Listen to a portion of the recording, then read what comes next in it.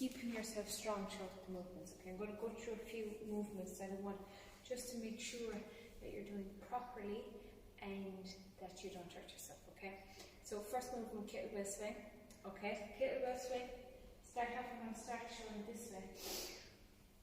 First movement in the kettlebell swing is a hip hinge. Okay, so that's a hinge at the hip. It's not a bend of the knee, that's a bend of the knee. This is a hinge of the hip. Okay, pick up your kettlebell, straight arms. Okay, kettlebell swing, you want to think like there's something underneath your armpits and you're trying to keep it in there. Okay, straight arms. First movement is a hinge back. Okay, so as you hinge, slight bend, drive through the hips. Now you do have a slight bend in the knee, but the movement comes from the hips. As you hinge forward, squeeze the glutes, core is tight. Don't arch, keep your ribs tucked down. So with every movement, the ribs are always tucked downwards. If you tuck down the ribs, it engages the core. Okay? Next movement is a kettlebell or dumbbell deadlift. Okay? So that's the same movement as a kettlebell swing. It's a hip hinge first. Okay? To get yourself used to a hip hinge and having a straight back in a hip hinge, a lot of people I've seen when you hinge down, okay, this is an exaggeration, the back is rounded. Okay, just grab a sweeping brush, one hand on the top, one hand below, and hinge. Straight back throughout. Okay, that's the movement in a kettlebell swing. That's the movement in a deadlift.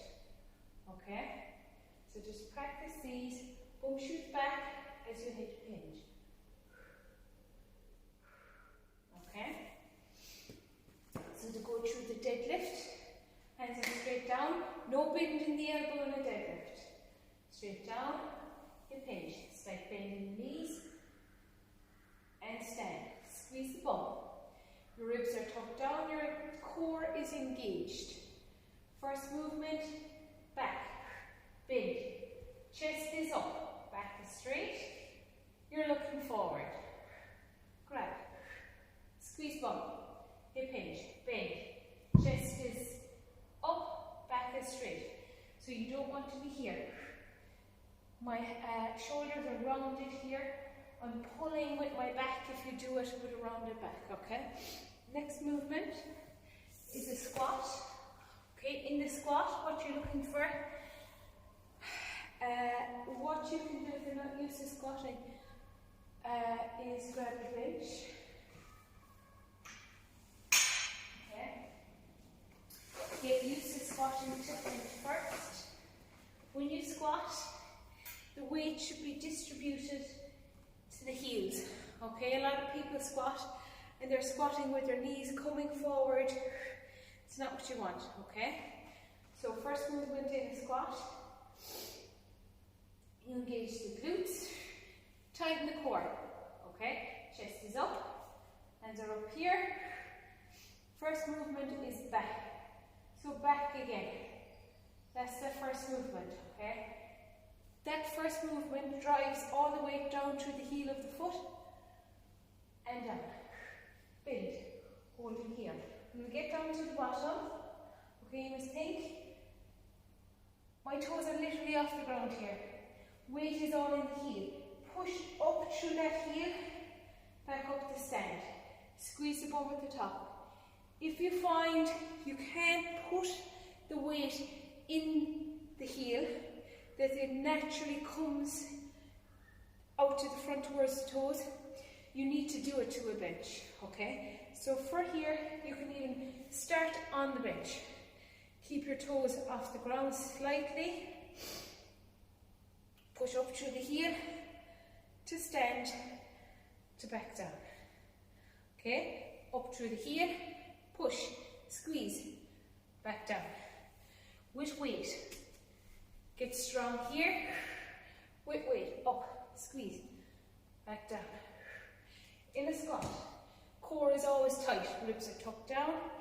With every movement, you need to understand that you're not just working, say, squats for legs. You're working your whole body. Your core needs to be tight. Your ribs need to be tucked down. You need to be in line. Okay? Next movement, pushing overhead. So, with any movement overhead, there's one thing. Another thing, if you're finding you're coming up on your toes, you can grab anything, put it down onto the floor, and you can raise up your heels. It's going to help with the pushing through the heel, okay? Here, up, squeeze, down, squeeze. My core is tight. My ribs are tucked down. As I squeeze back, all the weight is being distributed through the heel. I'm pushing up, squeeze. Very good. Right, back to pushing overhead. Any movement overhead, you need to be in that same position where you're straight, okay? A lot of the time when you push up overhead, we arch, we stick the ribs up, arches the lower back, puts and loads all the weight to the lower back, okay? So I'm going to example just to shoulder press overhead. You have to keep a slight bend in the knee. You need a slight bend. Next movement, you need to tuck your ribs down. You need to engage your core. Engage your core isn't squeezing it, okay? Engaging your core, think about you're trying to wrap, so you have your transverse abdominals here on the side of your tummy. You're trying to wrap them around and you're trying to pull it up. That's all you need to think about. Don't squeeze and hold your breath. That's not your core, okay? Like bending the knee. Tuck your ribs down. Elbows up, pushing up overhead. No movement in my back. So I'm not arching, ribs are tucked down. Slight bend in the knee. From the front, you'll see. So if I was leaving my ribs hyperextended, I'd be up here. I'm just feeling that in my back. Ribs are down. Push. Very good. Next movement, and a lot of people struggle with, and especially girls, because we have no upper body strength, is push-ups, okay? So for push-ups, to get stronger with a push-up, you can do negative push-ups, okay? So all that is just doing the downward part of the push-up, okay? So that's the part where you go down towards the floor, not trying to push back up. Okay, I'm going to show. For a push-up, you always need to keep your hands in line with your elbow, in line with your shoulder. Okay, so if your hands are out here and you're trying to do a push-up, you usually can't. There's no way in hell. Okay, another thing that will absolutely ruin your shoulders is doing a push-up where your elbows stick outwards. Okay? So for a push-up, you need to lean forward. You need your hips in line, knees in line with hips, in line with shoulders. Wrists are underneath the shoulders. When you're in that position, you need to pull your core up and around. Your core needs to be engaged in a push-up. Your glutes need to be engaged in a push-up. You need to squeeze whatever part of your body for a push-up. Okay? So the negative push-up looks like this. First movement, elbows stay close as you can to the body. 3, 2, 1. Come all the way down to the floor. Stand back up. Or come up to tabletop. Set yourself up. Knees in line with hips, in line with shoulders. Hands underneath the shoulders, or the wrists underneath the shoulders. First movement, elbows stay close to the body. 3, 2, 1.